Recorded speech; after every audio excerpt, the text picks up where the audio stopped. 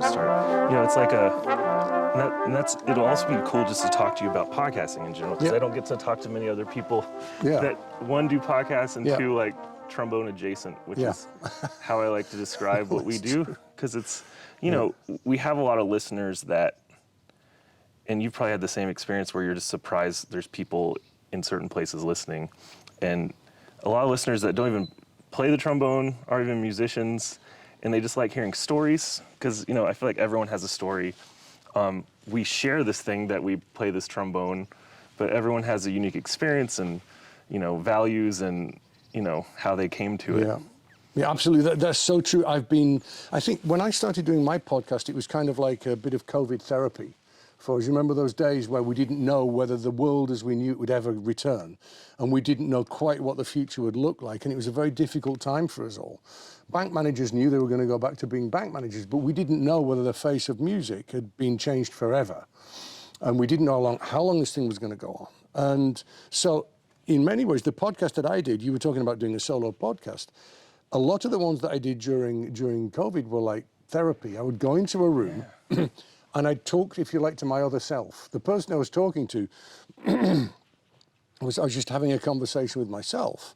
And even now, I'll go and conduct a brass section in Norway, or coach an orchestra in Germany or something, and a viola player or a bassoon player will come up and say, you know, thank you so much for this podcast or that podcast. Isn't that cool? The weirdest one I had was a bank manager.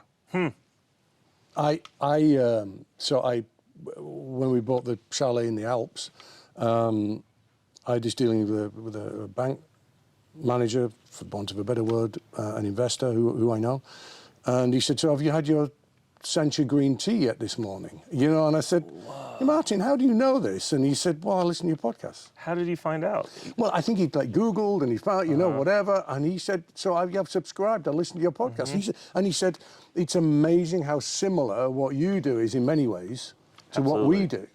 I also have a former student, John Hall, who was one of my first ever students in the early 90s. And he went on, he was the .com specialist for the Financial Times in the 90s. And then they moved him to San Francisco, and he became friends with Steve Jobs and Gavin Newsom and all these things. He's all of those people there. He's extremely successful. I don't want to go into all of the list of businesses that he consults for now, because I shouldn't do that, should I? But he contacted me and said, you know, so much of what I do, I learn partly with you and partly with studying with others on the trombone. Isn't that a nice So it's feeling? Amazing how, you know, how it sort of spreads out. So this podcasting thing that we have now is really quite cool. Everything really translates, and it's just a fascinating thing. There's something nice about having, you know, we do this thing that's very public, and, you know, like, come to my concert, I do this thing, buy my CD, but there's something nice about anyone you meet in any situation, you can have this thing where you're like, hey, pick up your phone and you can hear this thing that I do. It's true, it's really nice. I mean, as I said, also, I came out of COVID a little bit scared, because we were going through this time in our world where having an opinion was dangerous. Well, you've never had any opinions. No, so that's right. I usually sort of would hide them up my sleeve. Yeah, actually, what you hear on the podcast is about 30%. But I was like, it's a bit dangerous to have an opinion, and, you know, particularly, you know, American educational institutes were going through a bit of a tough time in that regard, you know. So I kind of stopped doing the podcast, but now I don't care anymore. Now I've got an opinion, so I'll give it, hopefully respectfully, and hopefully a very well-considered opinion. And you should never be, you know, there are lines you shouldn't cross. But if you've got an opinion on certain styles of playing or conductors or whatever, you know, it's what people want to hear, you know? I feel like as long as you're not directly affecting someone's livelihood. Oh, absolutely. Then, you can't be. Or, you know, they're, in a lot of ways you could define livelihood. I feel like we're scared of disagreeing with each other. No, like, you don't see debate. I see that in England more. Who's that is it a BBC person? It's like, is it Crossfire, where he just basically like attacks a guy? Yeah. are really debates in there's something on CNN or something. No, BBC, you're right. No, there's right, an English one, and I'm like, you don't hear that in America, like, because we're so afraid of conflict, we need to just be like raw on one side or the other, and it's refreshing that you can like discuss something with someone and have opinions, and I think one of the positive things about being in Switzerland is they have this thing called direct democracy, and that means that 4 times a year everyone goes and votes on referendums on whether it should be compulsory to have free-range eggs or whether we should ban diesel cars from cities or whatever, and the people vote.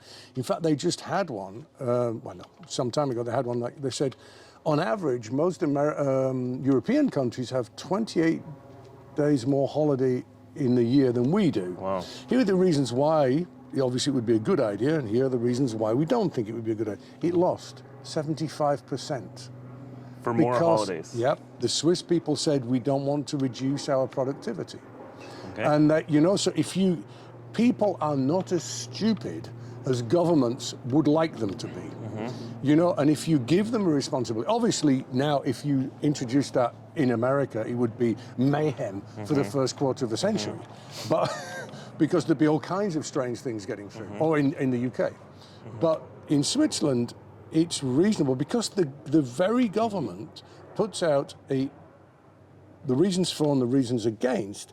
It legitimizes people in society having different opinions because the government's showing you both sides, and they're apparently not supposed to show any bias on either side. So I think we're, in music, in the trombone world, it's human nature to want to draw lines, and that's really the next stage we have to get over. We're all in the same family. We're all in the same business. And I find that with my own students, if I speak what is apparently critically about another trombone player, they think I don't like that person. I'm not. I'm trying to curate, opinions. It's like, what do you think about this? Do you like this? Do you not like this? And it doesn't mean to say that I don't wish that particular trombone player all of the best, and however they're earning money, good for them. We want as many of us making money and having a wonderful career as possible. It's not like trying to push each other off the top of a mountain, But by doing that, you're helping them identify their voice by like seeing like, I like this, I don't like this, what am I pulling from each person? Exactly, that's the whole reason for it, is to say, do you like that? Why do you like that? What is it about it? Well, I like, have you heard this? Can you hear this in what they're doing? And particularly also with other teachers who I have a lot of respect for, I'll say, don't think they get that right. I remember, now that you said that, I think I remember hearing maybe an early podcast, and I'm going to be paranoid and double check that the camera's filming, because that's my biggest fear in life. We're good. Tell me about it. You talk about these podcasts. Johanna and I almost never argue or disagree. There's never, but there was one like 30-minute ramble that I did for a whole podcast, and I was really happy with it. That's what I want to talk about. And she said, didn't record. Oh. Can you do it again? It's like, my mic is on. My mic is on. Okay. Biggest fear. Yeah, like how often am I here? I think you mentioned it was something about, it was during the pandemic, and it was for students like how to listen. And I think you talked about there's like an active listening and a passive listening where, I'm actively studying and recording and really analyzing what I think about these decisions. And then I'm putting it on in the background and seeing how it makes me feel, big picture stuff, and how both is really important. My daughter is obsessed with Maria Callas and listens to her the whole time. That's awesome. And but you know what? It's not really Taylor Swift. I think she knows who that is. I don't, but I think she does. What the really cool thing about what we do is, it's like my daughter's obsessed with Maria Callas. We were watching a video of her singing in La Scala, and I said, "Would you like to go to La Scala?" And she said, yeah. I said, would you like to go and stand right there? And she said, yeah. Dad points. Danny, I don't normally, have you got any? And he said, yeah, we're doing Guru Leader in September. Do you want to come and play the alto part? Yeah. The only thing is my daughter would like to. Oh, sure, it's no problem. And we've even got Maria Callas's costumes. We can show them to her, you know. Oh, so, I mean, how cool is that to Yeah. just to be able to say, well, I don't normally play in orchestras, but, you know, we're going to do that. So anyway, so I was listening to some Maria Callas things, and Johanna came and said, look, we've got to talk about something about the kids or whatever, you know. And all of a sudden, I was talking about who was going to pick the kids up from school or wherever, and I realized there was water running down my face, normally known as tears. Yes. But that's how I experienced it. English people, I thought they didn't cry. I'm not really English. So. I'm a Leeds United football supporter, so you get used to it. I'm Everton, unfortunately. Oh, that's a nice, good. That's a good club to support. Yeah. I don't get that very often. Yeah, no, great. And you know, it's like I wasn't listening, but he was having an effect on me. He's going in subconsciously. It was really, really bizarre. And so I think, particularly young players sit down and they want to make decisions. Good, bad, like it, don't like it. Rather than identifying. When you're tasting wine, you identify what the wine is. I don't mean like it's from here. Like, what are the qualities of this wine? Whether you like it or not. If you're a professional wine taster, which I on occasion have been, you're not deciding whether you like it or not. That might be the last question you ask. You know, what is this? What are the qualities of it? Is it true to its terroir? It's an Italian recording. Does it sound Italian? What is it to sound Italian? You know, and I think that's the problem that a lot of trombone players make. It's this tribal thing. It's like, this person's the best trombone player in the world. And if you ask me who's the best trombone player in the world, I would find that really, it's like saying, what's your favorite wine? And the answer is, well, it depends what I'm eating, or whether the sun's shining, or whether it's winter or summer, or who I'm with, what the occasion is. I'll give you the best wine in the world, in my opinion, for 20 different scenarios. It'd be 20 different ones. So it depends what I'm listening to, you know? And so to stop thinking, this is my favorite trombone player, this is my favorite Mahler symphony, this is my, you know, and I think that's the first step to learning how to listen. And that gets us out of the comparison game, which, you know, it's something I talk about a lot, about, you know, we're not all trying to be the best version of one thing, you know? No, I mean, that's a recipe for, you know, depression in a lot of ways, constantly comparing yourself, like obviously understanding what you're interpreting and everything, but, you know, bringing your own voice to the thing. Gosh, just talking to you, these little files in my head of memories. So I'll tell you, we've actually interacted, I believe, once before, and I've seen you. So the first time I saw you play was Denton, Texas, University of North Texas, ITF. 2002. Wow, good memory. And I was fat and I had a beard. That is not something I recall. And I was with Alison. I was with wife number 2. I actually spoke to on the phone yesterday for half an hour. She's now officially my sister, kind of thing. So, you know, we're just really close. It's cool. That's it's really cool. Good, you know. I want to talk about all your wives. Yep, let's do it. And I think you played Bluebells, or you played a Oh, prior. I usually do. Yeah, you know, and it was wonderful. I loved it. And then you did a round table. With other, you know, orchestra principals. And then you came to, I was in grad school at the Mannes College of Music. Okay. And you came on, either a Vienna tour. 2004. Yeah, and I played for you. I played the ride for you. Ah, okay. And there's 2 things I remember from that master class. One, you talked about the prevalence of hernias with trombone players. And, yes. And how we often are working too hard with how our instrument's built, which we could talk about that forever. But one thing that really stuck with me, and kind of on the topic of what you're saying, and please correct me if I'm telling this story incorrectly, but like understanding styles in different cultures and different music, especially, you know, I live in America. Living here, you know, I've been in 3 countries in the last week, which is just so cool. And you see all the subtle differences. And you talked about like when I really wanted to understand how to interpret French music, I went and asked my colleague who was French, and he was like, oh, well, you just play, it's really easy. You just play the notes on the page, you know the story. And then I asked my Italian colleague, how do I interpret Italian music? Oh, it's really easy. You just play the notes on the page. And then you had this epiphany where it's about, you need to go to the place, eat the food, hear the language, feel the weather, and that's when it starts. Is that kind of you have to understand the culture. You have to understand, really, if we're going to be stylistically accurate, there are two ways of approaching it. There's one of the world's most big-time conductors, who I won't name, who is very famous for German repertoire. Now never conducts in America because he's so busy. He just sticks to 3 or 4 orchestras. And he said what he liked about conducting in America was every morning he would start with a white piece of paper, and he could write anything he wanted on there, and he liked that. Like there was no sort of origin.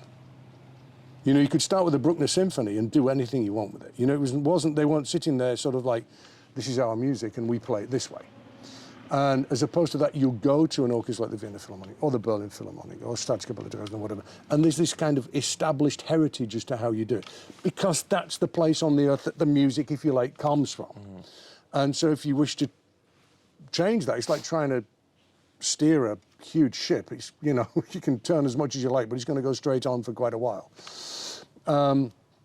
So if you truly are interested in the stylistic origins of the music, and I can see the case for both, whether you do or you don't, then you have to look into what were the instruments that they played on. So if you want to play a Bruckner Symphony, you need, well, first of all, let's take that as an interesting example, because the first 8 Bruckner Symphonies, I believe, were played on alto, tenor, and bass valve trombones.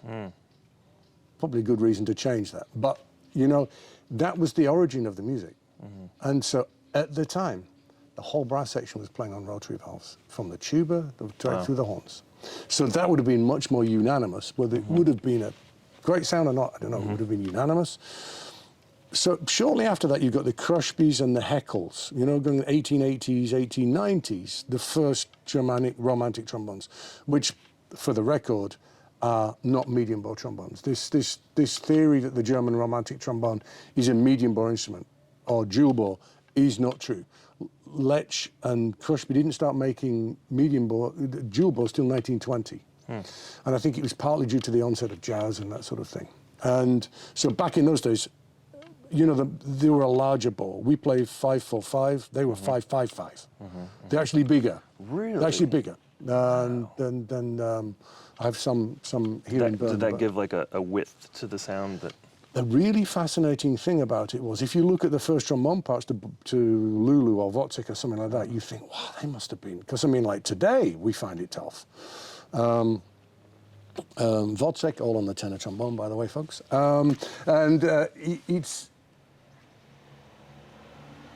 I find it much easier on those, even though they're bigger.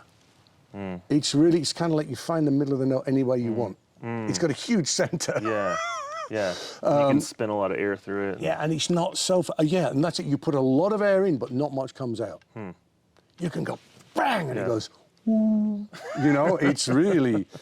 So in many ways, inefficient. The instruments that we've got now are so efficient. You go, boom, the opposite, So, but if you want to know the heritage, you need to look at the history. What was the politics? What was the society? Who was Bruckner? Where did he come from?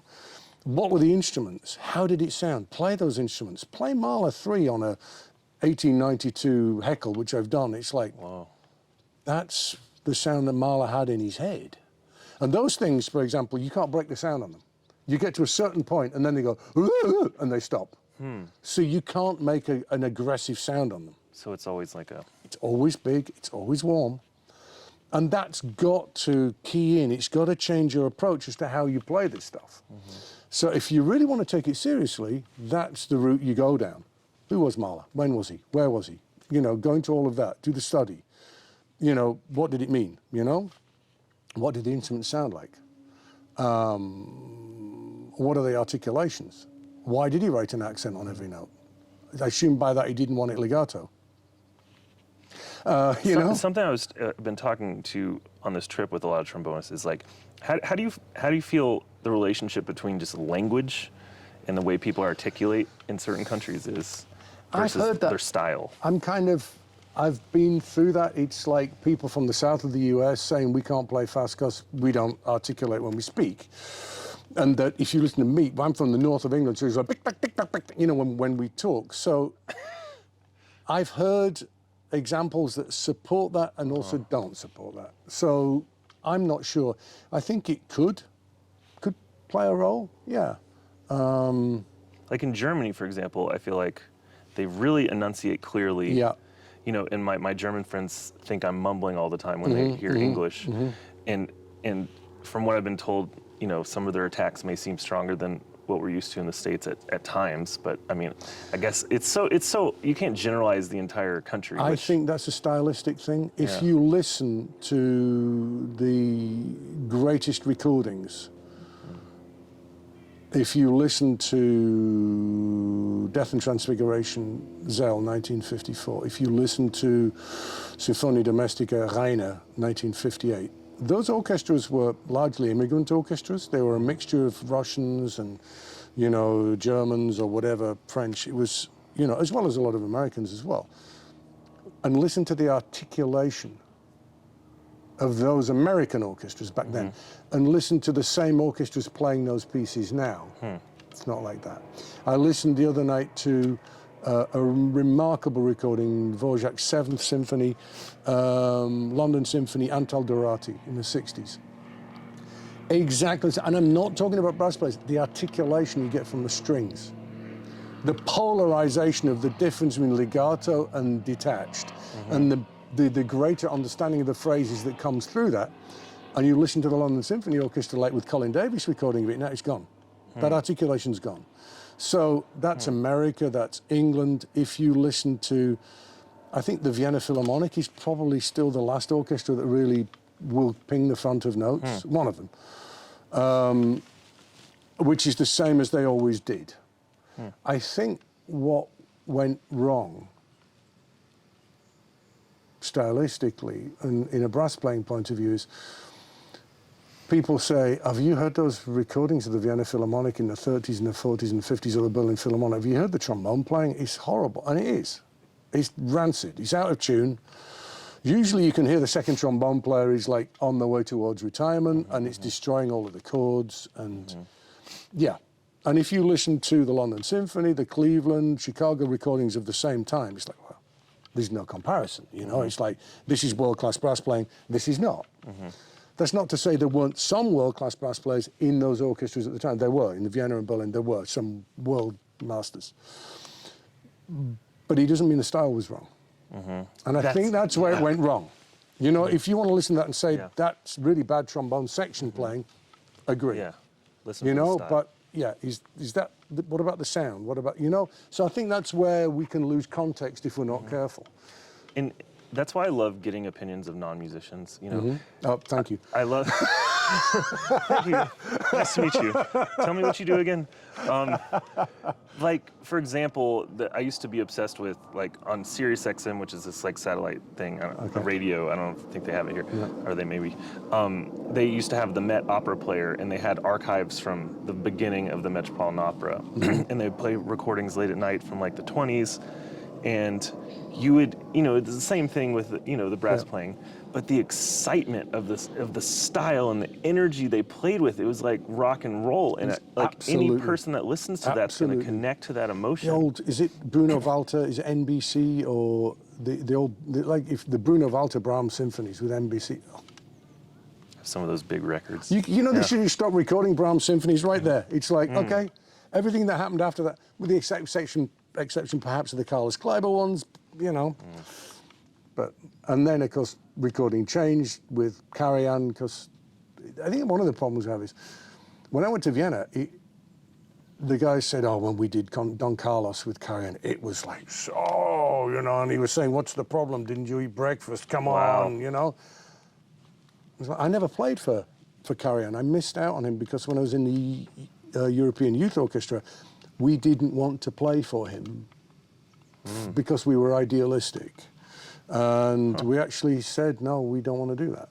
And can you imagine that? So, Could you describe that? Well, What do you because mean of the Second World War, perceived Second World War connections. Wow. And a group of young players said, we don't think we want to do that. That group of players is now, by the way, the Chamber Orchestra of Europe. We're the ones who moved away into that. And it's great. When you're young, you need to be idealistic, you know? It seems quite extreme now. But, Okay, let's talk about young Ian a little bit. Oh, God. Okay?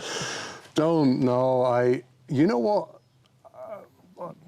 York, there England. There are two types of people, as far as I can see. There are the growers and the developers, Okay. and there are those who are what they are. Okay. And I think partly because I never really had a teacher as a trombonist, I've always realized that I've had to be the searcher. I've had to be constantly trying to develop and find answers. And I think if there's any success in my teaching, it's due to its originality, as in I've had to work. Of course, I've tried to steal from whoever I can, you know, from Arnold Jacobs through. There can be a benefit to that in a way, because you don't have all these I've structure of rules. I've never been indoctrinated, either as a trombone player or as a teacher. And so that means I believe in the freedom of the individual who's in front of me to make their own decisions. Joe Alessi doesn't sound like Glenn Dodson. Christian Lindbergh doesn't sound like his teacher. You know, maybe Jürgen sounds a bit like Michel, maybe. I certainly don't sound like, I had quite a few lessons with Dudley Bright. I don't sound like him.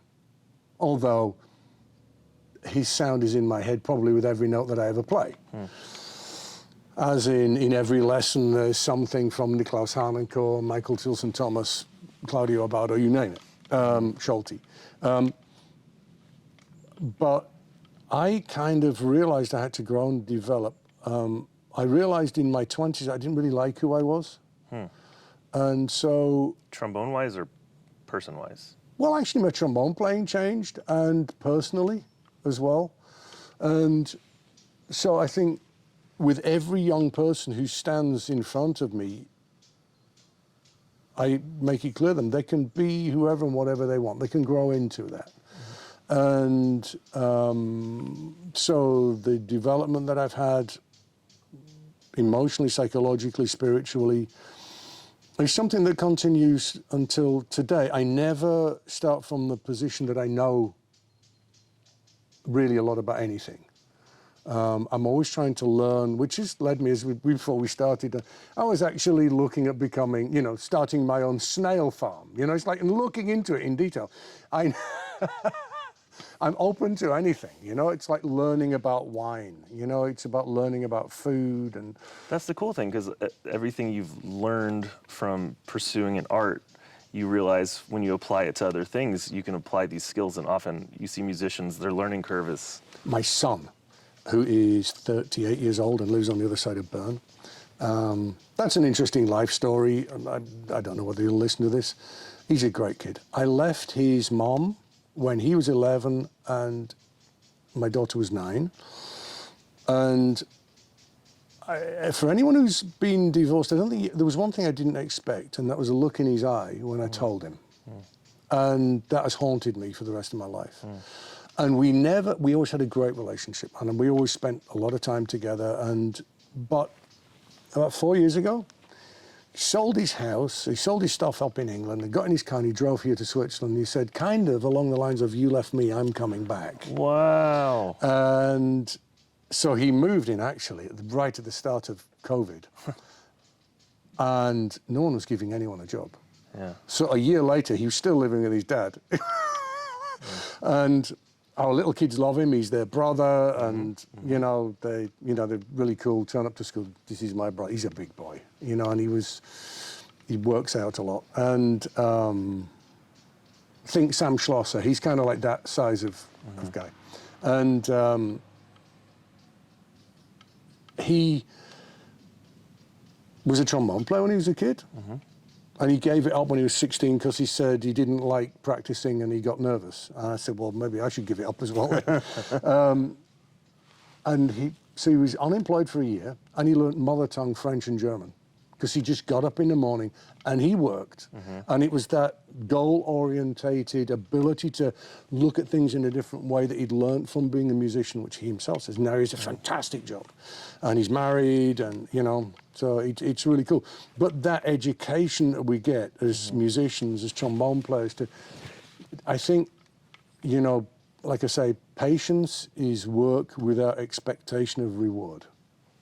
If you go and do 2 hours practice and expect anything out of it, you're going to be disappointed. I'm still trying to fix things I've been working on for 40 years, and I never will. I know I never will fix them, but I still try every day. I mean, isn't that nice in a way, if we look at it like that art is imperfectible? Yeah. I mean, it's the only thing I never got bored at. Yeah. It reminds us of our humanity, I think, that it is, very human to screw up. It's about the pursuit. Yeah. And I think that may be where music is partly going wrong now, because I think the idea of what screwing up has changed. Getting things right is now playing the right notes. I remember 20-odd years ago, it might even have been in Denton. No, it was before that. I sat on the jury for an ITF competition with a guy called John Swallow. Was first trombone in the Metropolitan Opera. Taught at Yale. Yeah. And played the first performance of the Schule Eine kleine Posaunenmusik. And I was on the jury with him. And, this kid got up and played all the notes. He's quite a famous player now. And I like that, And John said, yeah, but don't forget, unmusicality is also a technical weakness. Ooh, unmusicality. And, I think we've forgotten that to an extent. Jürgen van der Rijen, on his live recording of the Tomasi. He missed notes, and I loved it. And he put them on that, and I think that is a sign of your greatness. It's like, the closest I've got to do with that is if you listen to Mahler 2 with Pierre Boulez and the Vienna Philharmonic, that don, din, din, din, don, don, din, don, don, don. And we went into the playback room. It was taken from the concert, and the producer looked at me, and Boulez looked at me, and I said, it's a bit high. And they said, do you want to do it again? I said, no, that's what I did. And see, it's high on the Deutsche Grammophon recording. It's what I did. It's life, And there's a great English saying, which is, if you're not making mistakes, you're not trying hard enough. So audiences love hearing people pushing themselves to the point where it's almost going to break. Chiamati. Is this the garden? Oh, don't. That's terrible. It's a mess this year, but... Oh, they're the raised beds, but they're in a terrible mess. And then... But that's a lot of really nice potential in there. That's cool. There's the pool. We almost did the interview there, Yeah, there we go. You see. So we've had a bit of a break now for two reasons. Welcome back to Politics Talk and Snail Talk with Ian Bousfield and Sebastian Vera. It's August in Switzerland, so it's getting a bit chilly now. So do you mind setting the scene a little bit? Okay, as I look through the window there, I can see right to the other side of Bern. So we're just on the outskirts of Bern, which is a beautiful, beautiful medieval city. And oh my gosh, walking around last night, it's lovely. Incredible. It's totally untouched by any war, so the history goes right back. We live here. We have very fortunate to have an extremely large house here. We live on the downstairs. The upstairs we do as an Airbnb, which is booked out the whole time, which is fantastic. Downstairs. Thanks for offering it. There you go. It was booked. You should have told me in more time. It's like it gets booked out. We could have blocked it. Recording studio downstairs, swimming pool just down there, huge wine cellar down there, and this is where we kind of live and work. So I travel to Zurich Airport from here. I teach my class here. I record my podcast, and we are actually going to do my first attempt at recording properly downstairs in the studio. We've just finished building it. I'm going to try that this afternoon. And then this afternoon, I'll get on the train and go to our other place, which is at 1,000 meters up in the Alps, just above Montreux. So we're looking at these lovely mountains called the Dent du Midi, And on the other side of that is Mont Blanc. So we're right up there. So that's where we go to spend our free time when we get it, if we get it. And I've just seen my schedule till Christmas, and I haven't got much of that. So, but it's close enough. But you love that, right? You love being busy. Yeah, I do. I think the great thing is I do so many different things that I'll never get stuck. I mean, if you look at what I've done this summer, I did a tour with there's this brass ensemble, Vienna Philharmonic, Berlin Philharmonic, kind of German brass mixture called the Philharmonic Brass. I went and did a tour with them, which was fantastic. Amazing group, wow. And then I had a little tour with the brass quintet, with the Reinhold Friedrich Brass Quintet, which is Reinhold, Jeroen Berwiarts, two of the best trumpet players in the world. You know, it's not often I sit down and say, you know, thanks for letting me play, you know, but it's really is. That's been nice. Did a wonderful masterclass in Sweden. Jim Markey was there as well, which was great. Coached the Gustav Mahler Youth Orchestra. I'm just getting ready to do a recital. Then I'm going to go play in La Scala. And, you know, and then I've got some solo concerts in England, and then there's concertos with orchestra and that sort of stuff. So if you look at all of the different things that I do, and then every time I go to teach, it's really a privilege, because I think, you know, one after other big-time student is coming through the door, and they're more in practice than I am, and they're more motivated than I am, and they get better. They get better, and I don't, you know. No, but this year, all 5 of the leavers will be sitting in an orchestra on the 1st of September, and last year, 4 out of 5. What a great feeling, right? You must not be doing something wrong. You know, it's every September I'm in mourning. I feel like, yeah, these students are okay, but not like the ones that just left, you know. They're such wonderful people, and they all played so well. And then I realized that every September, and to watch people, you know, it's like, you know, so the question is, do I have any superstars in my class? You know, in September is not yet. That's the answer. Not yet, no. If they were, would you tell them they were? I think it's really important that everyone knows what they can do. I really do. I will spend, depending on the personality type, but I will spend up to 3 months establishing with someone what it is that they do well. Because there's always a little bit of office keeping that needs to be done, where it's like, okay, we need to fix this, we need to work on that. And sometimes working on problems can be painful, because people don't distinguish between, like he says in The Godfather, this is not personal, this is business. You know, it's, you know, they'll say, okay, I'm bad at this.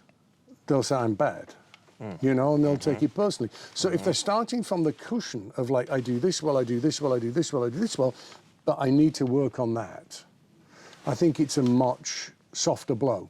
So, like I say, you have to read the personality type, because, you know, with some young people, they just need a little, and they'll just fall to pieces, you know? So you have to make sure, and there's no reason for that, you know, you have to make sure that they're aware of what their strengths are before you maybe start looking at the weaknesses. Otherwise, because they're already looking at the weaknesses, they never look at the strengths. Who does?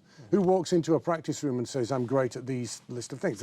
Right, because it's problem, you know, you're troubleshooting, fix this, this, this, this, this. And then they go into a room. So a student goes into a room and says, I can't do this, this, this, this, and this. And then they're going to see a teacher, and the teacher says, yeah, you forgot about this, this, and this as well. You know, so it's really, you know, and without the feeling of positivity, without someone going into a room feeling, great, I'm going to practice, you're never going to achieve anything. So every now and then you have the rare student who does think they're like, everything's great, and they don't want to think about that. They're the difficult ones, yeah. Yeah, well, I think you experience that in America more than we do in Europe, because like sunshine. Yeah, I think European teachers do tend to keep people's feet on the ground a little bit too much.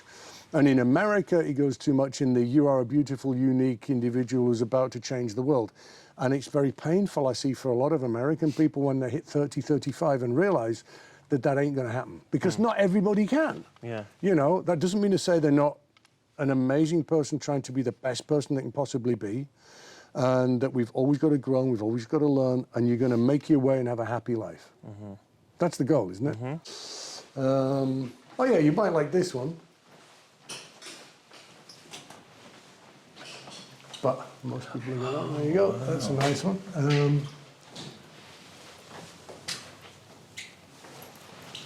And this one,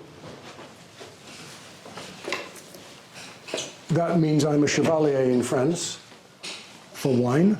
Wow. There you go. See, I came too early in the day. There you go. Well, we can show you down there if you like. I remember, I'm sure my wife, who's wonderful. I remember one of the most painful things, and she's American. She was first trombone in the Boulder Symphony when she was really young, 18, 19, something like that. I think she said, realizing that I wasn't going to change the world was one of the most painful things. Because in America, you're all raised to believe you can change the world, which on the one hand, you always see what a wonderful thing to bring a kid up believing. But there's no mechanism in place when you realize that, 300 million people can't, all be the best, And so I think I've had that with American students when I've used the word no.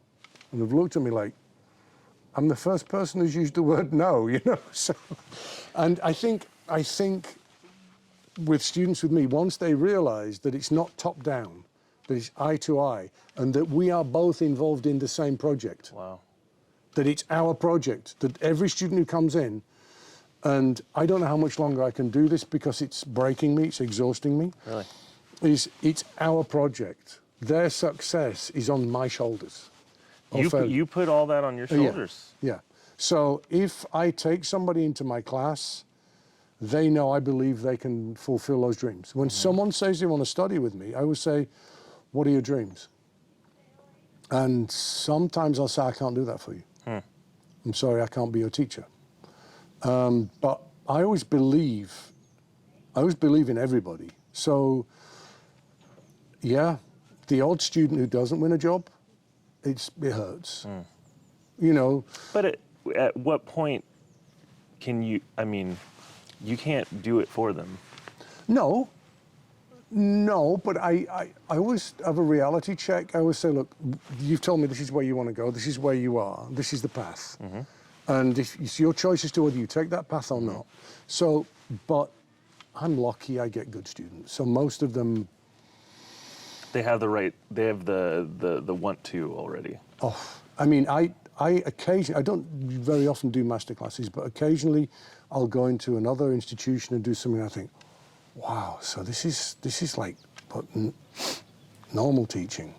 Because the teaching that I do, that Stefan Schultz does, that Jonas Bieland does, the students are amazing. And then in other classes you get some amazing, but it's just, I'm spoiled. But you have to allow because I struggle with that. It's a certain level of vulnerability you have to allow to invest in a student that much where it's going to hurt that much if they're not successful.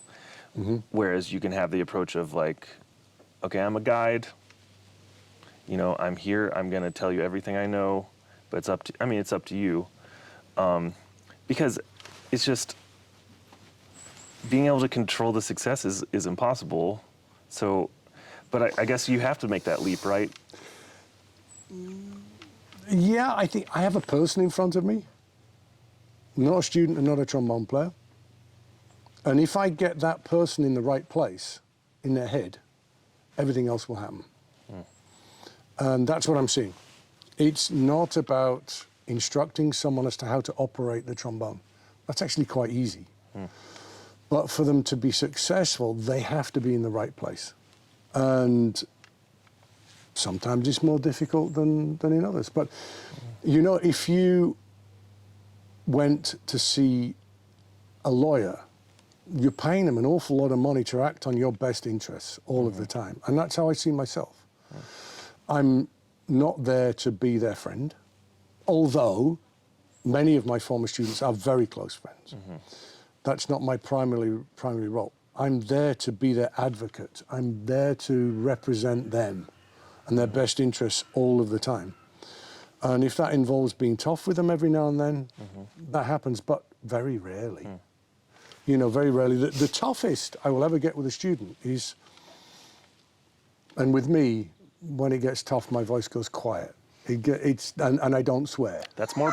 I think that's more powerful when you know someone that cares about you is disappointed. Yeah. When I'm mildly grumpy, I swear and shout. You know, when it's like, you know, I'll say, look, could you do this, and do this, and then I'll say, I now know you didn't do what I asked you to do last week. But what? No, you didn't. Because that's exactly what I asked you to do last week, and you just got a lot better in 10 minutes. So that tells me that you weren't doing it the last week, and that's about as tough as I ever get. It's like, you know, you're going to do what I ask or not. You can say no. You can say you don't want to. Yeah. But you have to be able to back it up. If you think, I don't think this is going to work for you, great, let's talk about it, you know? And you tell them that, and you're like, I would really love to not have to have this conversation again. Next week, but they usually then feel a bit embarrassed because it's like, you know, if what I'd asked you to do wasn't working, then you wouldn't have got better. Well, you've just gone like that in 10 minutes. So it is working, you just haven't done it. Can you talk a little bit about, I think a lot of people in America might not understand you see a common career trajectory in Europe of, you know, you perform and it's very prestigious to get a teaching position later on, maybe after you perform or maybe sometimes during. In America, you could be, you know, doing it when you're very young, right out of school. And that's what brought you here. The Hochschule der Künste in Bern, Okay. And I think a lot of it's a personal thing. I never wanted to teach as a side hustle. I always felt that if someone was going to travel halfway around the world to put their future in my hands, I had to be there for them. And so it was very important for me to move to wherever that was going to be it Eastman, which was a possibility, or moving back to London or Vienna, which was a possibility, or here. So we moved here, and if I showed you my schedule, I was like, teach Monday, Tuesday, Wednesday, fly to Chicago. Next week, teach Thursday, Friday, Saturday. Next week, teach the week after, go to Japan Wednesday to Wednesday. You know, I make that commitment. I think the biggest thing about being a teacher is being there for the student. And I don't mean literally just physically, but they know that you're in it with them. And one of the first signs of that is to say, right, because I think I'm the only, if you like, top trombone player in the world who does that, who says, I'm playing concertos with orchestras, I'm conducting professional orchestra brass sections, you know, I'm designing instruments, whatever, but I'm going to be here for you. I don't think there are any others who do that, you know? But how do you, so you prioritize time. So do you have like a set rule where like, I'm never going to be gone longer than 2 weeks in a row kind of thing? Like, so you get I'm consistency. away for 2 weeks in this semester, and that's the second time in 12 years. So, or I have been away for 2 weeks, well, teach Monday, Tuesday, Wednesday, fly Thursday, miss the next week, and then teach the back end of the following week. So that means I'm only missing, theoretically, 1 week. But the semester starts middle of September. I start teaching next week. That's end of August. So I will have done 2 weeks teaching before the semester starts. Oh, you get started early. And I spread it. So, you know, a lot of these students, they're kind of like professional level people. They come and go, and I'll teach through the semester break.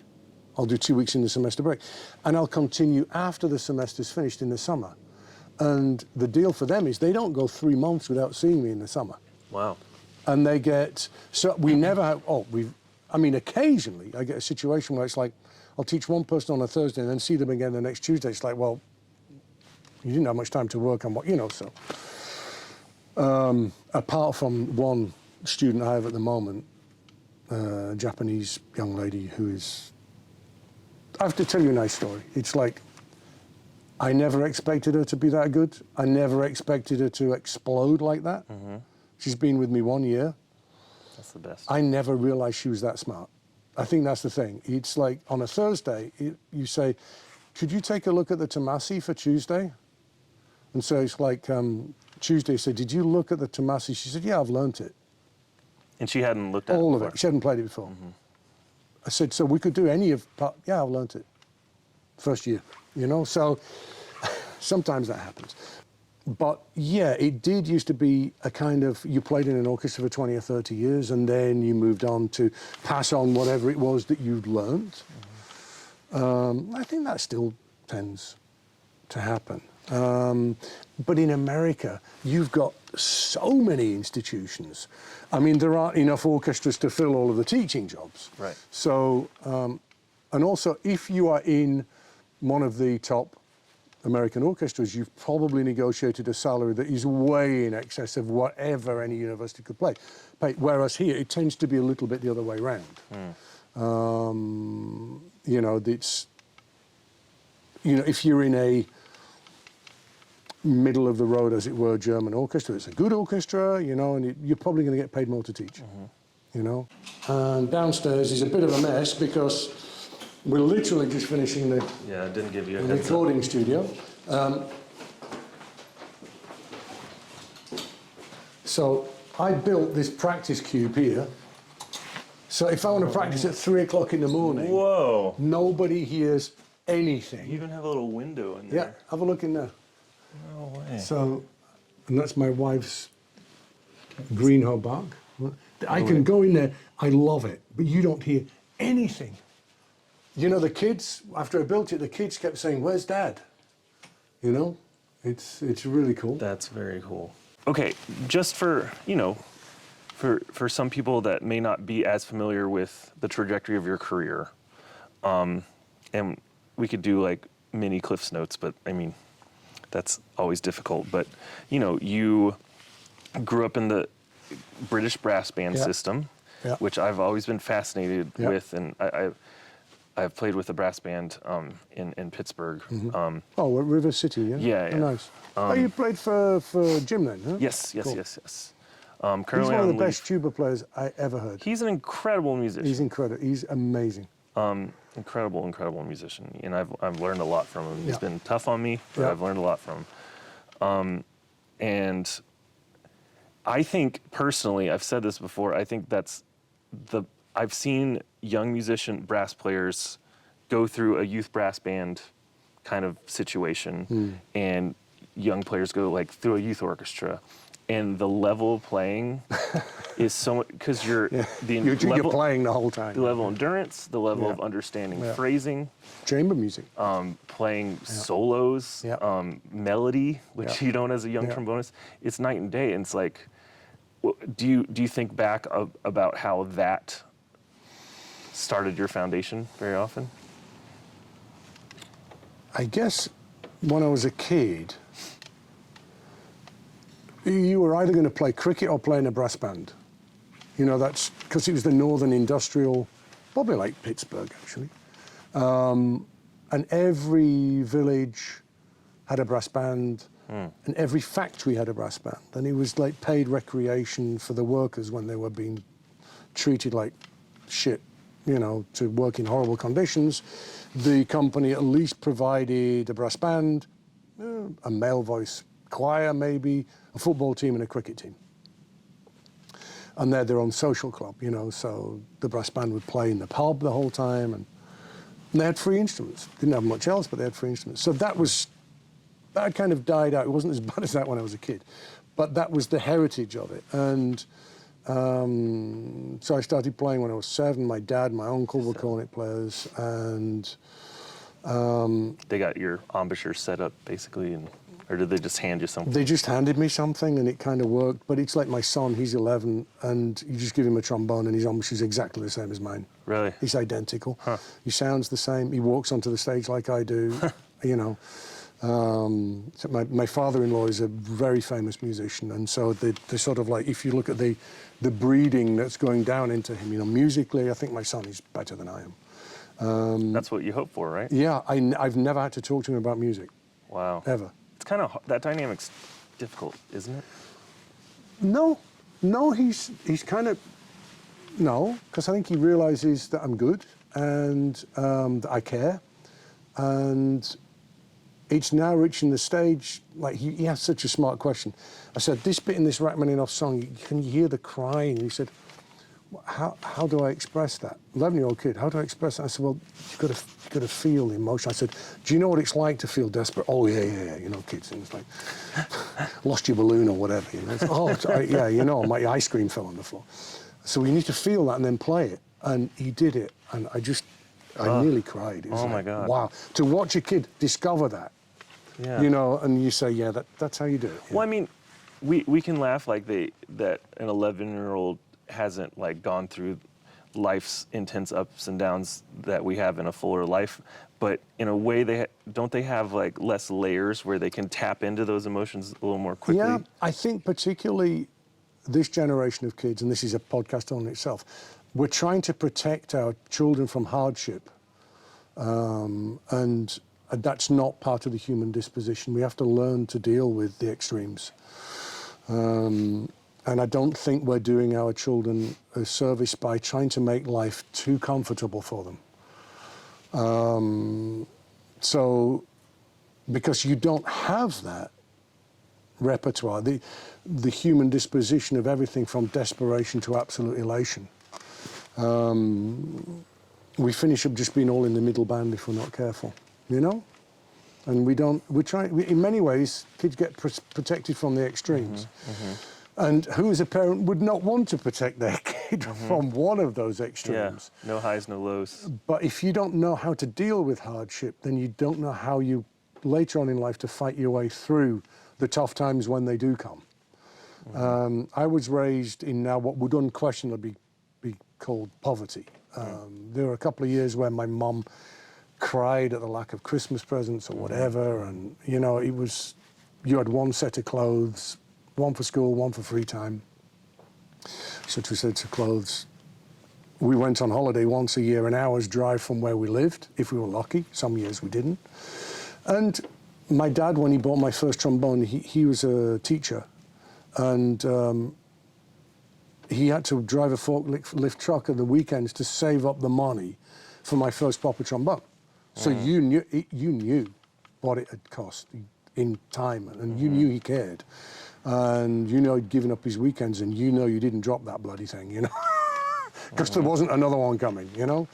And I think that was the kind of upbringing that I had, and I would not wish that on my kids. But somehow you've got to teach them the value of things and teach them that it's important to strive. So what positive can you take from that upbringing? Just the valuing. You want to get out work. of this? Work. Yeah. You want to make it? Work. I believe that and this is partly the American dream as well, if you want to be the best, you've got to work hard and be better than everyone else. And we need to be careful that we don't get into, if you want to be better than everyone else, pull the others around you down. That's not a good way of doing it. Work, strive, go for it, you know, it's great. And I'm seeing that now starting, I think, with my son. He's starting to, because, I mean, our kids have got a tough life. They speak English at home. They're mother tongue German, Swiss German, and French. And they're 9 and 11. And so when he's doing science, he's doing it in his second or third language. You know, it's like, Dad, help with my homework. Yeah, it's like, wow, yeah. Yeah, you know. I mean, my German's good. Johanna's German is mother tongue, but her dad is German. I know how to ask where the bathroom is. Yeah, there you go. That's another one of our great leaders flying around the world to save us. Private jet. Okay, let's take a break and show you where the bathroom is. Good. Okay. Oh, no, I don't need to go. I was just saying. Oh, I thought you were doing. Let's sit down. Yeah, there we go. No, it's fine. I thought you need to know how to ask. In German, of course. Sorry. Voice to toilette. Oh, they voiced it. Yeah. That's the only. So, like, if anyone needs to know where the restroom if anything was going to be edited, there we go. I'm good. Yeah, no, we'll leave that in. But also learning a different language it changes the way you think. You know, there you learn things from a different perspective. And in German, for example, they have so many words to describe things that we don't. Yeah, and they're very good at sort of putting lots of words together. You know, sort of. I've noticed. Oh, that's the word for, you know. Yeah.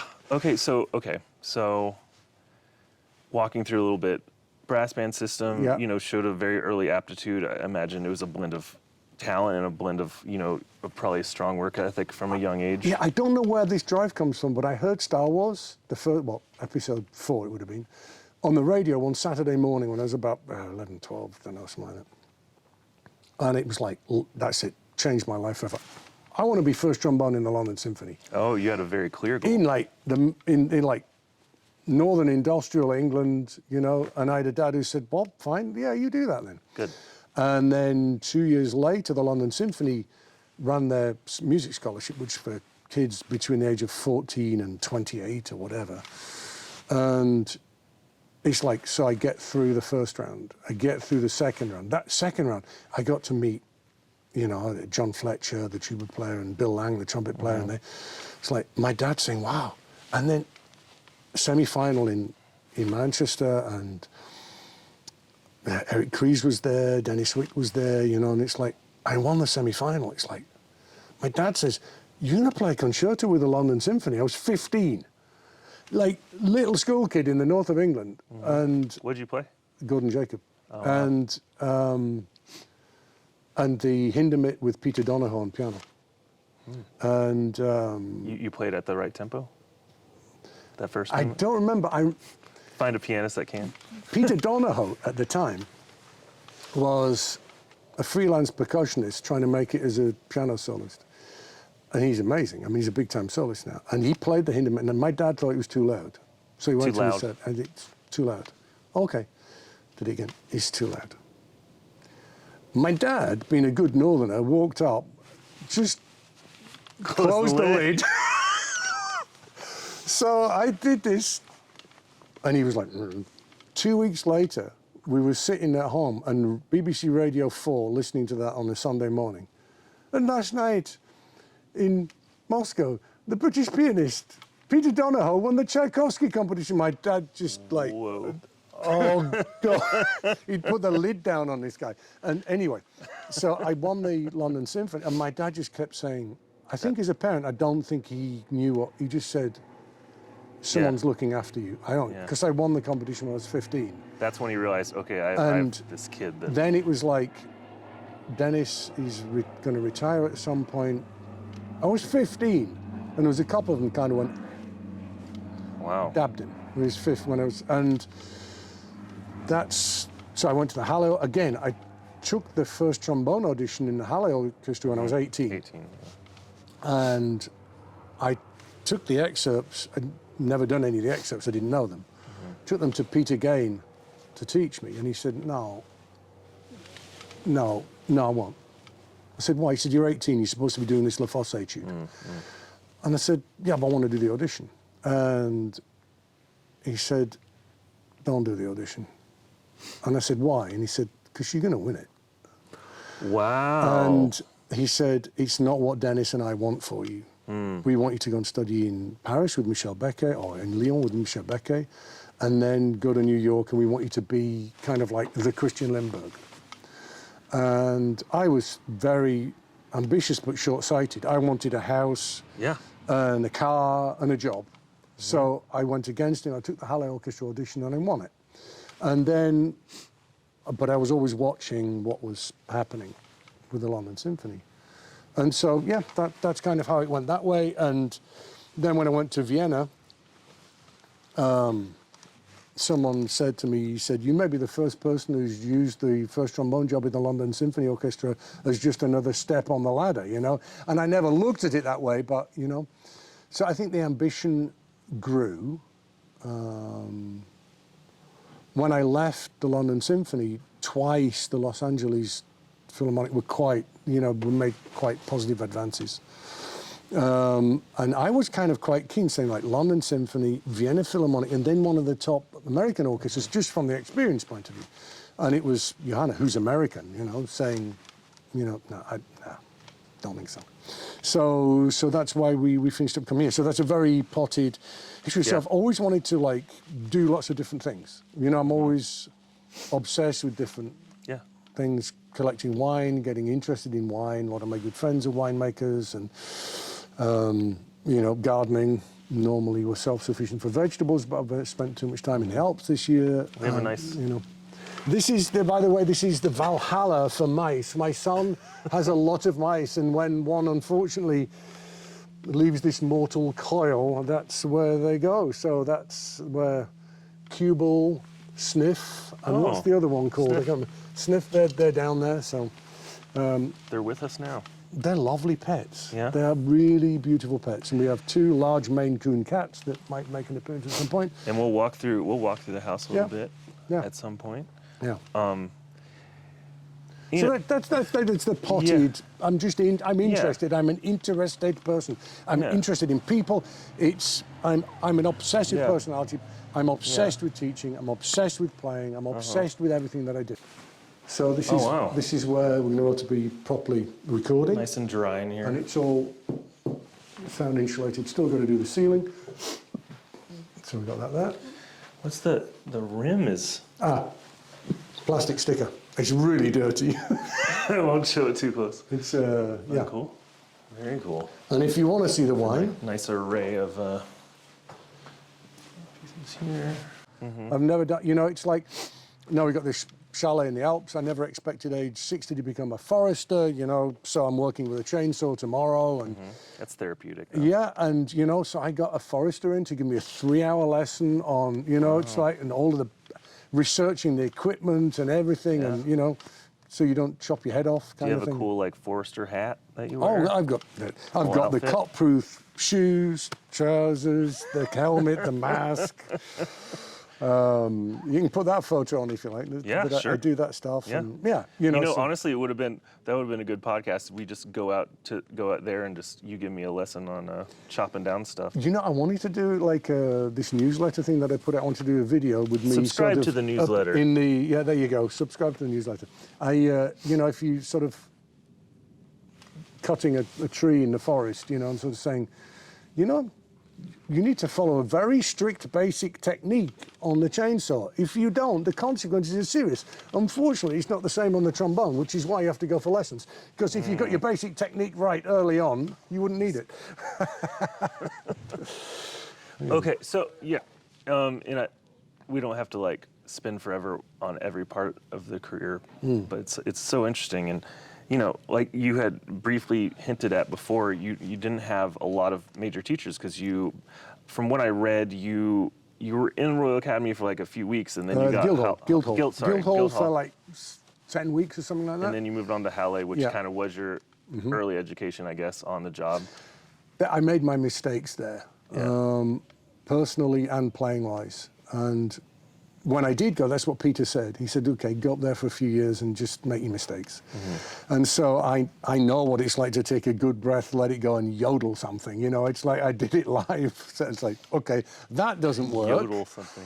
Yeah, that doesn't work. And also with interaction with colleagues.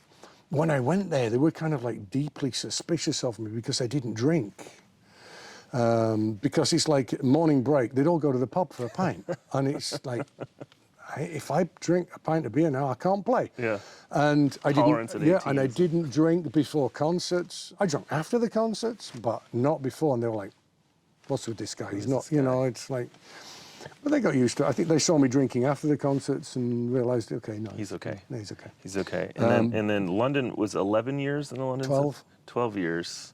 My life works on 12-year cycles. Yeah. Studying your bio, I kind of noticed that. I didn't realize, but that's the Ayurvedic Indian sort of people who are apparently on a spiritual spiritual path. They're going to different phases every 12 years. And I didn't know that. Johanna pointed it out to me because she gets up every morning, does 2 hours of yoga and meditation. She said, look at this, you've done the 12-year thing. Kind of resonates So every with me, 12 honestly. years, I changed my job, my wife, and my country. Don't say that part out loud. It's true. It just seemed to be 12 years. Well, and we've gone over 12 years now, and we're really happy. So that's awesome. And that's something I resonate with you on. And as far as, I like doing a lot of different things. I've always enjoyed that. And of course, as a musician, you want to find some level of stability. And I find stability by doing a lot of different things. But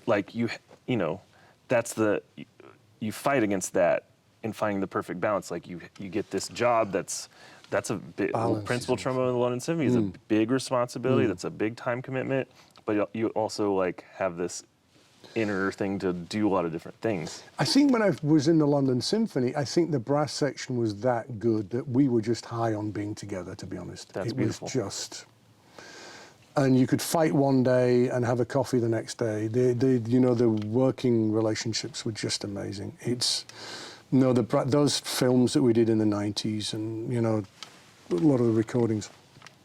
We made that many recordings. I've never really listened to them. But I go back occasionally and think, oh, yeah, I played on that. And you listen and you think, wow. You ever like watching a movie and you're like, that sounds... That did happen. Cape Fear was one where he's like... That's a big one. He's like, oh, animals, what are they? And he's like, oh, oops. And so we were just really high on partying, playing too loud, sorry.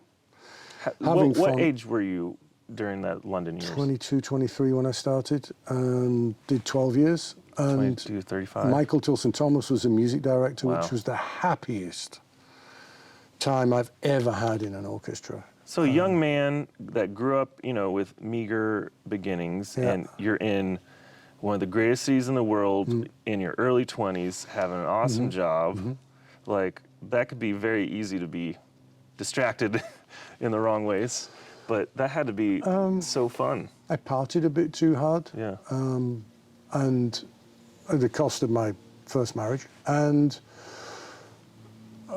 you live with the mistakes you make, you know.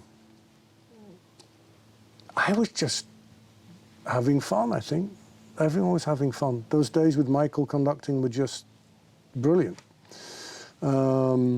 It's not like that there now. The atmosphere is not the same. And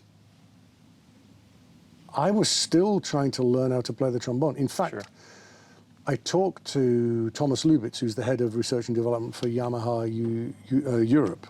I had a coffee with him. I still have lots of friends in Yamaha, even though I'm involved with a different company. It's nice to still have the personal, you know, side of things. I'm very close to the Getson family, you know, Brett and Adam, you know, it's fantastic.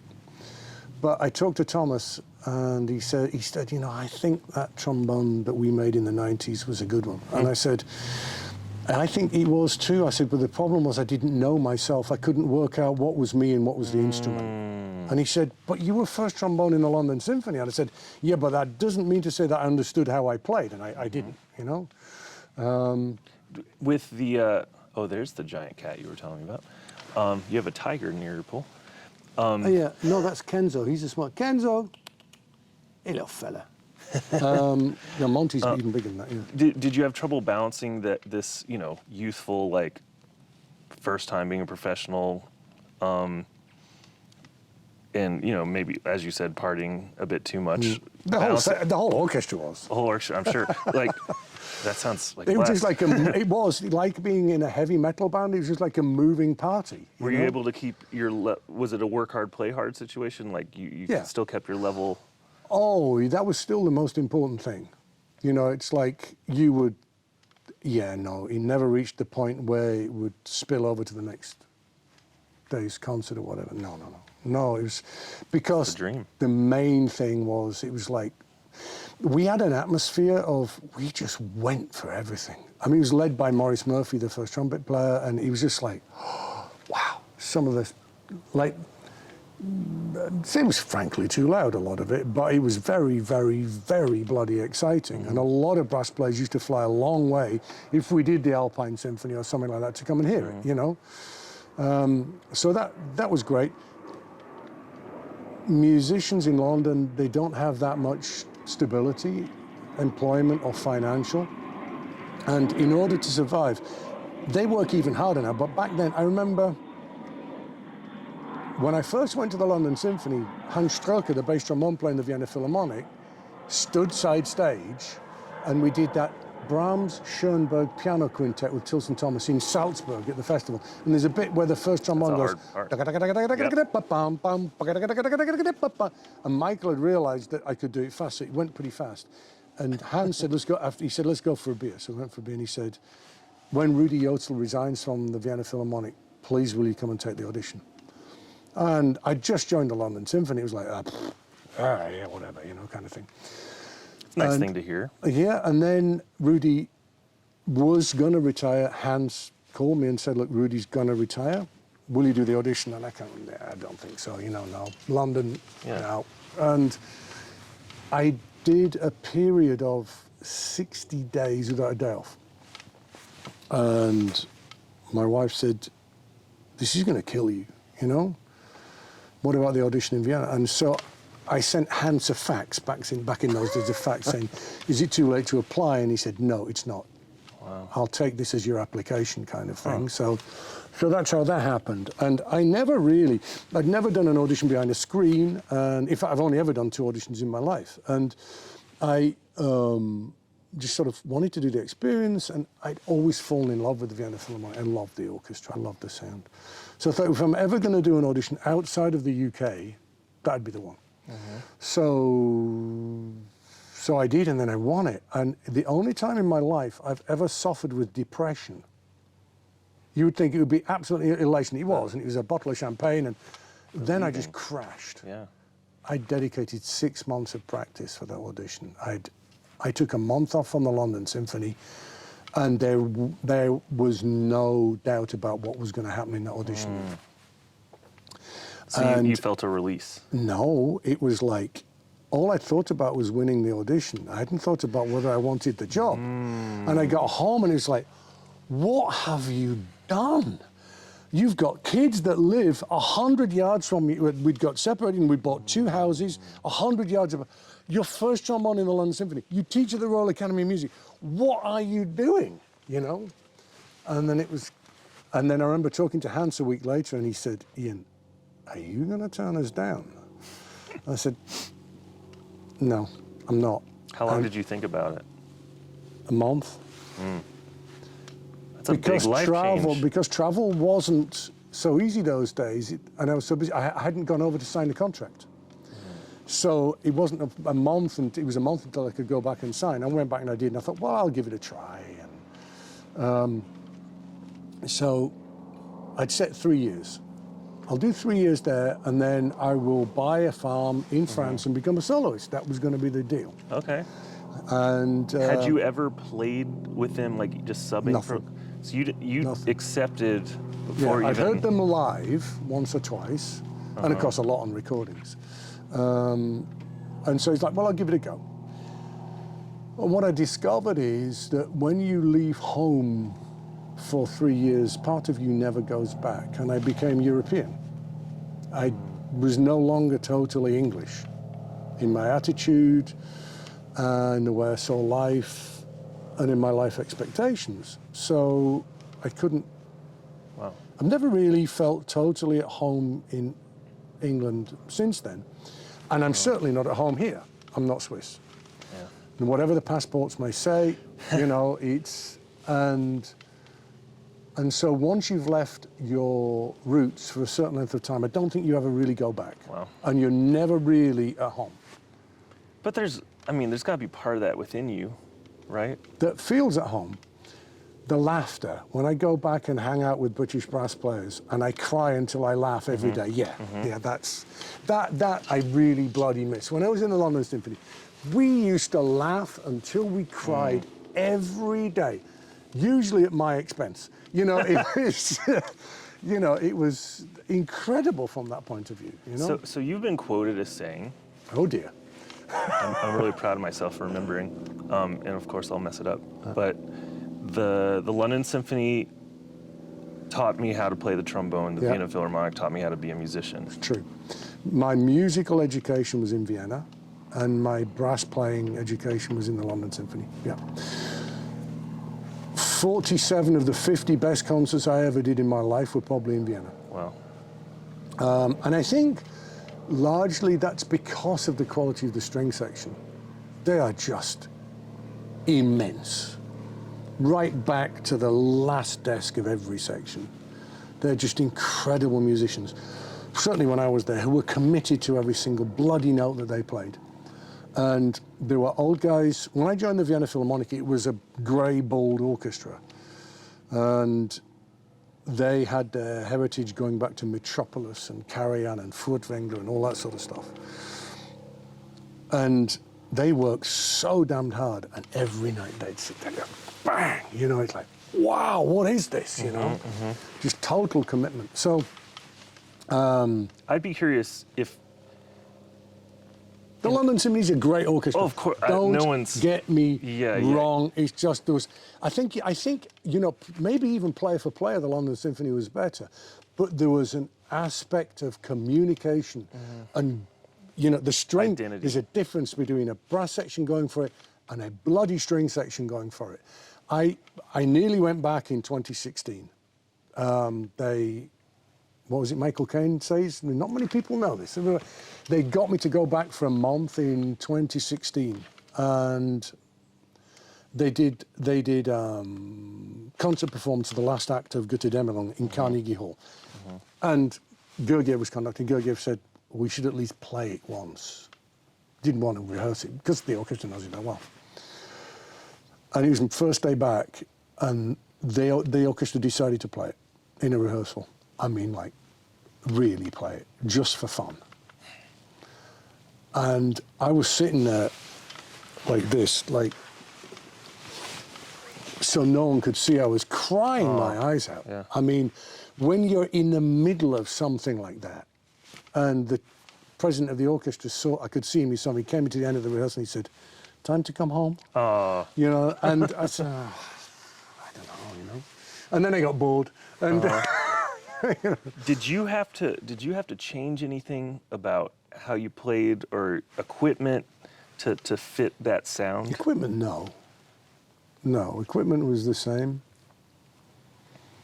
Because you're kind of like, I see you from the outside as, there's very different ways of playing here, and sometimes it can be an insular thing, and sometimes they have a stereotype about players from a certain area, and you're kind of this like bridge between the two for some young students, I feel like, because you've experienced going in that direction. I think because I was never indoctrinated by a teacher, indoctrination is too strong, but I hear a lot of people, for example, who study with, you name it, and they sound like that player. I don't, you know, I never really, I had my idols, you know, I loved Dennis Wick. I first heard Dennis Wick play live with the London Symphony in 1979. Never forget it. Never forget it. The most electrifying thing. Changed my life. And then the next one who influenced me actually was Glenn Dodson. I heard him play Shostakovich 5 with the Philadelphia Orchestra in 1989, and it was remarkable. You know, he was playing on a Bach 42 with a Bach 6.5 AL mouthpiece, and he wasn't working. He was just sitting there. He was the only one you could hear at the back, and it was a great, you know, so I kind of, that was my influences, was listening to other people, not being told things by somebody. Or said, I play it like this, you play it like that. I don't want my students to sound like me. I want my students to sound like them. If I'm really honest, I don't think I ever truly 100% fitted in stylistically in Vienna. The articulation and the sound, you can assimilate, yes, you can do that, but the musical understanding is something that I think to an extent you need to be born into. Wow. And there are a lot of sons, now daughters, of former members in the orchestra in Vienna, and when you look at it, it's logical, they're born being immersed in that sound and that style. So I would like to, one of the reasons why I would have been interested, past tense, been interested to go to an American orchestra would be to adapt my style to playing in a different way. So, yeah, I always find it interesting, certainly young American players write to me and say, I'm thinking of studying in Europe.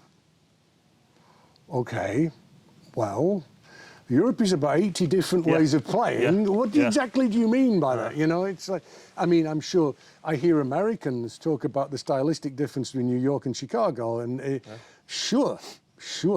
Multiply that by 100 over here. I mean, Jacques Mauger right now is 30 minutes that way. you know? So the stylistic changes that you're going to get through, you know, throughout Europe is huge. And bless it, long may it remain that way, you know, and I like it. I think the one thing that has disappointed me with trombone players over the years is I have spent my life learning to love different styles of playing, whilst many of those different types of playing have tried to say that what I'm doing is wrong. You know, that I've realized that the open-mindedness is not universal. And you get the cults of this type of playing or the cults of this school of playing. And we don't talk to these people and we don't work with these people because, but if you zoom out a little bit, the difference between them is not that big. And I think that's, and I'm at the far end of my career, certainly teaching-wise. So it's not something that bothers me, but I do observe that. And I think it's stronger in Europe than it is in America. I think in America there's much more camaraderie and, you know, I think, you know, if someone from San Diego was to move to Boston and they played really well, the Boston trombone players would say, come on, have a beer. Let's, we've got this work for you. In Europe, it'd be like, Wow. You know, I'm very much at a distance in Switzerland, partly of my own choosing because I don't play in orchestras anymore. You know, it's, but partly it's like, this guy's not from here, you know? So I live here, but and that tends to be more the European way. When you leave your home country, like Christian Lindbergh has never cut off his, you know, support supply.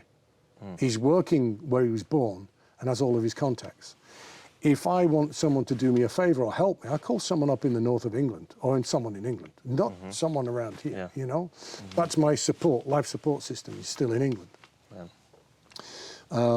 So, yeah, that's the European landscape is, I always, when someone writes and says, look, I'm thinking of studying Europe, I say, right, look at this from a business point of view. What do you want to do? You want to play an orchestra? Which classes are getting students into jobs? It doesn't matter whether you like teachers or not, you know, I like this person, yeah, but how many students win a job, you know? And then do a lesson tour. I have that. I have a fantastic Australian boy in my class now, and I'm not sure how much longer he'll be there. And he came over and had 14 lessons, you know, and so you can work out, who do you think will do, I mean, let's take, for example, as an American player, it'd be a great accolade to get into Joe Alessi's class. And so it'd be very easy for people to think, I got into Juilliard, I've got into Joe Alessi's class. But the point is, if you're good enough to get into that class, is that person the one who you really think can do the job for you? And students very rarely think that. And so when someone comes to a lesson with me and says they want to study with me, it's like, you have to be absolutely convinced that I can do this for you. Can I help you? Am I the one to fulfill your dreams? And I don't think enough students think of it that way, you know? So, yeah. So we normally, we close all of our interviews with a rapid fire section. Go for it. And so there's just a few questions I'll throw out. So you just turned 60, am I correct? Yeah. 6 years, you know, how's that? Awful. That's not a rapid fire question. Really? Awful. Look at all this stuff. You just described your schedule. Tell me the average 6-year-old's traveling all over the world and...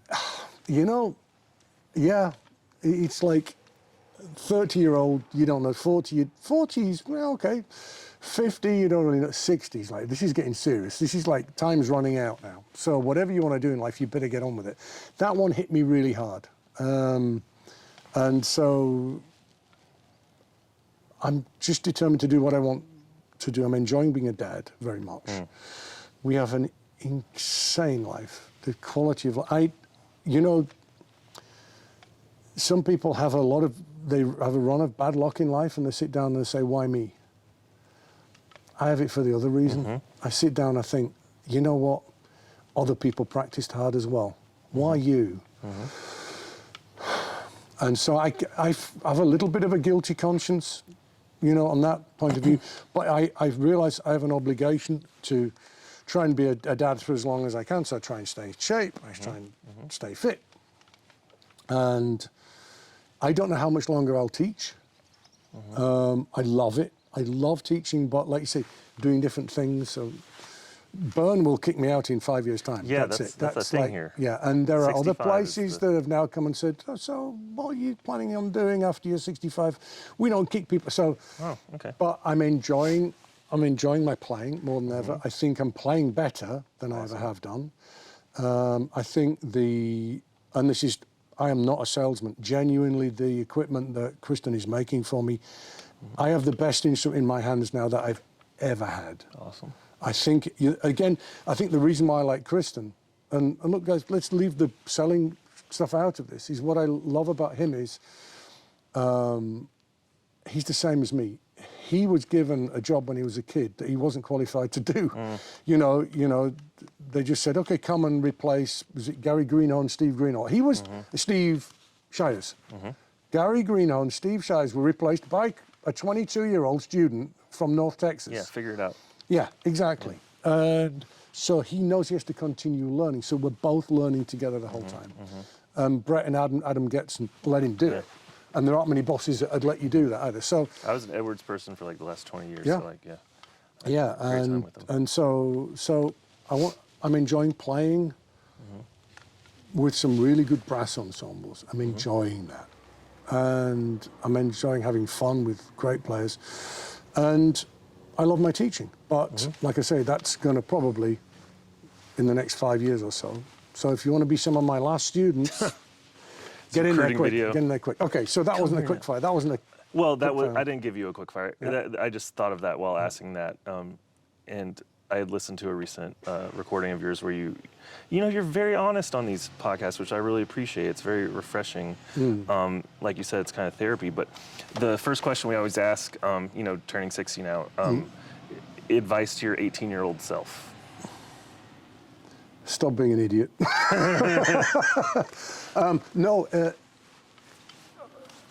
Advice to you don't realize what you could achieve. Take this more seriously.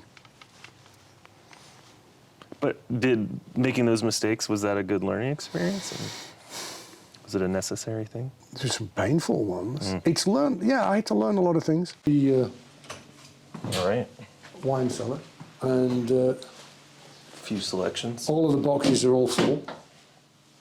So there you go. It's all full stuff. Do you? What's the bottle you're most proud of that you're not going to open until? All of the ones these are all my friends. So it's like more of the I'm proud of the relationship. I'm happy with the relationship that I have with my friends. Most of these are made by people I know. Oh wow. And that one, that's my daughter's name. Oh, wow. So, yeah, there we go. So, yeah, that's very cool. Let's go, and then we'll go that way. I didn't tell you what I'm doing this afternoon. Is something what are you doing? You've done. I'm going to go paragliding with Justin. With Justin, which I'm half scared, half excited. I watched yours. You handled it well. Oh, yeah. Didn't bother me at all. If you climb a ladder that's 10 feet, that's scary. Yeah. If you're 6,000 feet, it's it's so far away you can't even get scared. Don't even think about it. Yeah. But he did injure someone, so. Yeah, I did. I heard about that. I just turned 40 recently, a year ago, 41. What advice would you give to me at this point in my career? I'm in the middle of my career. And that's really interesting because you asked what I would advise the 18-year-old me, and actually advising the 40-year-old is easier. And follow your artistic goals, your musical pursuits. Don't follow the money. I did. It's very difficult to say one regrets following the money, but I think partly because I was raised without money, and my hero was Dennis Wick. I was so success in the old school way of well, it's how much money are you making? And when I look at somebody like Jürgen van der Rijen, I have the, immense, respect for what he's doing because he's following his artistic goals. I don't think money's that important to him. He just wants to make the music that he wants to make. And so I regret not pursuing the solo aspects of things as much as I could have, as in not commissioning new pieces and pursuing because there are two types of soloist. There's the trombone festival soloist who plays at the ITF and goes to universities, and all trombone players know about those people. But then there are real soloists, those who do concertos with orchestras. If you can think of the trumpet players, Håkan Hardenberger, people like that, that they do the Boston Symphony with Nelson's, and they travel all around. And I never gave it enough of a shot to have done that. I had enough conductors who were close friends, and the key to it is commissioning new pieces. And I wish I'd done that. And I might have taken a financial hit for a few years, but at 40, I think I could have made that happen. And so that would be my advice to you is, if there's anything artistically, because there's a reason why you took up the trombone, and it certainly wasn't to make money. It's not the guitar, yeah, unfortunately. Yeah. So that would be my advice to any 40-year-old is, I guess I would probably finish my career thinking I could have done more.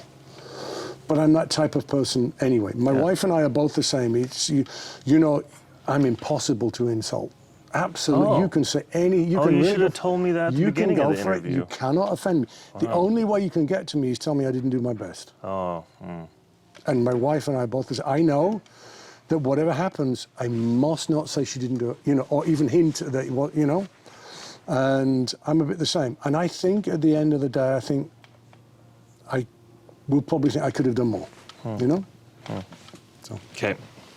A question we always close with, what is something that, and I'm very curious to hear your answer, what is something that students, the average student pursuing music, should do more of that they're not doing enough of?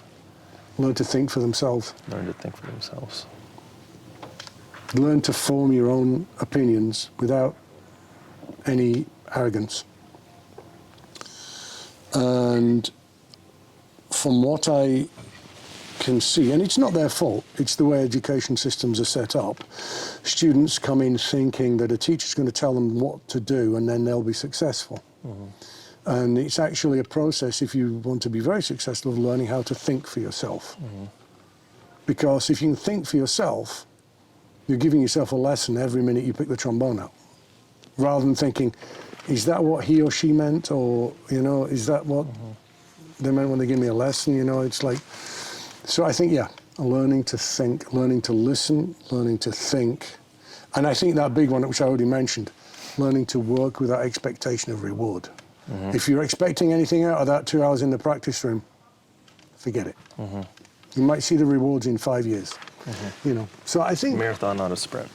Yeah, I think that's it. And speaking of the marathon or a sprint, I think when you're teaching, you get someone in, it's like, what can I do to change this person's life right now?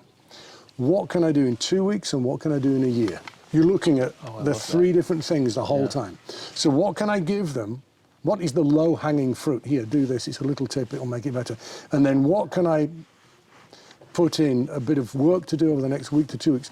And what can I do without mentioning to them around the back door that's going to change the way they think over the next 1 to 2 years? Wow. And that's, so that level of, guidance and, from a teacher, I think teachers don't always think about that. It's like this goes like this and this goes like that. But they're more coaches than teachers. So, good.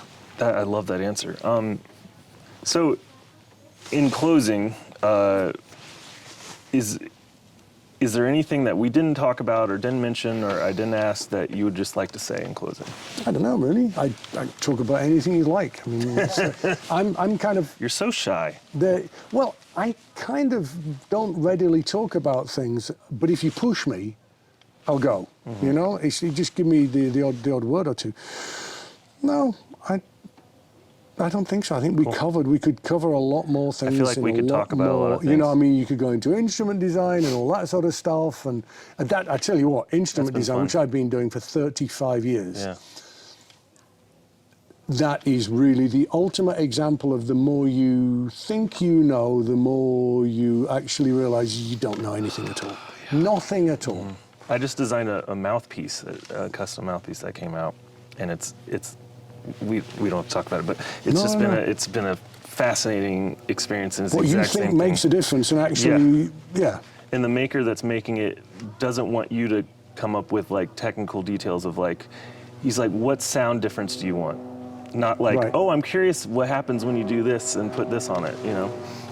Oh, hello. And this is perfect timing. The star of the show has now arrived. This is Monty. Wow, look at that he's lion. A sweetheart. Oh my God, good boy. He's an absolute sweetheart. Good boy. Say bye-bye. There you go. He's a good boy. Well, I want to thank you so much for sharing your time with me and opening up your home. Lovely to meet you. It's really nice to meet you again. Yeah. And you know, your contributions to the music world, to the trombone world, they're continuing. And I hope to cross paths with you more in the future and do more things. But it's just really cool getting to hang. I've been wanting to talk to you like this for a while, because I knew you'd be so insightful and thoughtful, and so lovely. Well, thank you for what you're doing with these podcasts, because it's really you will be bringing your own community together. You know, so that's fantastic too. So yeah, well done. Awesome. Thank you very much indeed. Thank you. Thank you. Yeah, very great. Cool.